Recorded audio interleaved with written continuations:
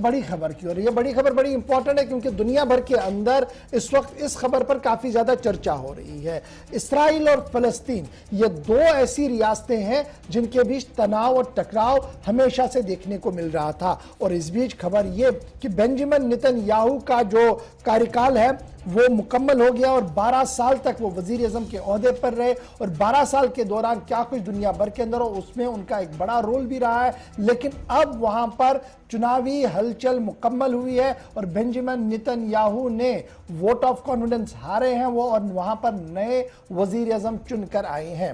और ये नए वजीर आज़म जो है नफ्ताली, ये बड़े अहम आदमी है।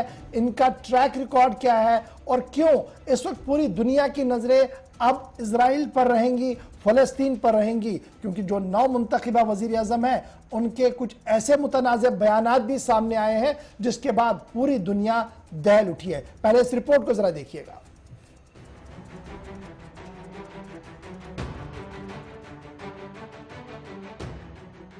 मशरिक़ी वुस्ता में अमन का चिराग क्या जल पाएगा, ये एक बड़ा सवाल है, और इस बड़े सवाल पर दुनिया भर में इसलिए बहस छिड़ गई है कि क्या नौमुंतखबा इजरायली वज़ीर आज़म बेनेट नफ्ताली के बयानात इस बात की अक्कासी करते हैं कि आने वाले दिन फलस्तीनियों के लिए सख्त तरीन और मुश्किल हो सकते हैं। चूंकि नौमुंतखबा वज़ीर आज़म फलस्तीनी अतफाल के लिए अगर दहशतगर्द का लफ्ज इस्तेमाल करें तो समझा जा सकता है कि आलम इस्लाम और दुनिया भर के लिए कितना बड़ा मसला है। वज़ीर आज़म की कुर्सी तक पहुंचने से कबल बेनेट नफ्ताली के कुछ मतनाज़ा बयान आपको दिखाते हैं। इजराइल के नए वज़ीर आज़म बेनेट नफ्ताली हमेशा से ही यहूदी रियासत के हक में रहे हैं। नफ्ताली कहते हैं कि मैंने अपनी जिंदगी में बहुत से अरब शहरियों को हलाक किया है, तो मुझे इससे कोई परेशानी नहीं। साल 2018 में फलस्तीन के अंदर एहतजाजी मुजाहिरों ने जोर पकड़ा और गजा सरहद की जानिब बच्चों की एक बड़ी तादाद मार्च के लिए निकली तो हालात बेकाबू हुए, और नफ्ताली से पूछा गया कि अगर वो इस वक्त वज़ीर आज़म होते तो एहतजाजी मुजाहिरों को रोकने के लिए क्या करते। जवाब में नफ्ताली ने कहा कि मार्च में शामिल बच्चे नहीं बल्कि दहशतगर्द हैं, मैं उन्हें फोर्सेस को गोली मारने का हुक्म देता। नफ्ताली एक अमीर शख्स हैं और चंद बरस कबल उन्होंने एंटी वॉर ग्रुप के मिलिट्री वेटरान्स पर पाबंदी आयद करने के लिए भी कहा, जो एक हाई स्कूल में बच्चों से मुलाकात करने पहुंचे थे जहां फौज में बिताए पल और अपना तजुर्बा बच्चों से वो शेयर कर रहे थे। नफ्ताली के मुताबिक बहुत सारी ऐसी चीजें हैं जो कभी मुमकिन नहीं है, सिर्फ सोची जा सकती हैं। फलस्तीन के साथ कभी अमन की डील उनके मुताबिक मुमकिन ही नहीं है।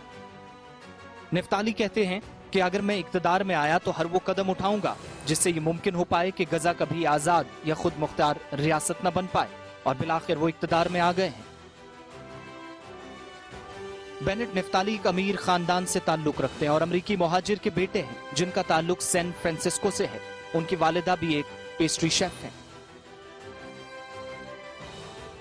बेनेट एक खुद सॉफ्टवेयर इंजीनियर रहे हैं, बहुत अमीर शख्स हैं जिन्हें सियासी लीडर से ज्यादा कट्टर या मजहबी लीडर माना जाता रहा है। वो यामीना पार्टी के चेयरमैन भी हैं।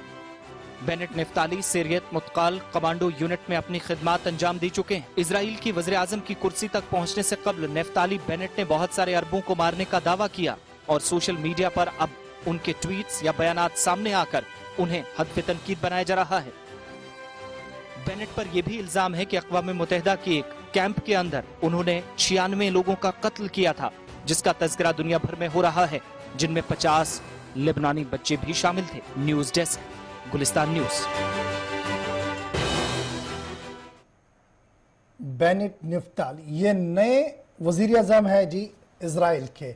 अब कैसी सूरत हाल होगी इसके लिए सबको इंतजार करना होगा कि पहला मुंह किस तरीके से मशरिकी वुस्ता के अंदर खींचा जाएगा। इधर अमेरिका समेत आलम इस्लाम की नजरें अब इस पूरे खित्ते पर रहेंगी जहां पर हालात बेहतर रहे, हर एक यही दुआ कर रहा है। बढ़ते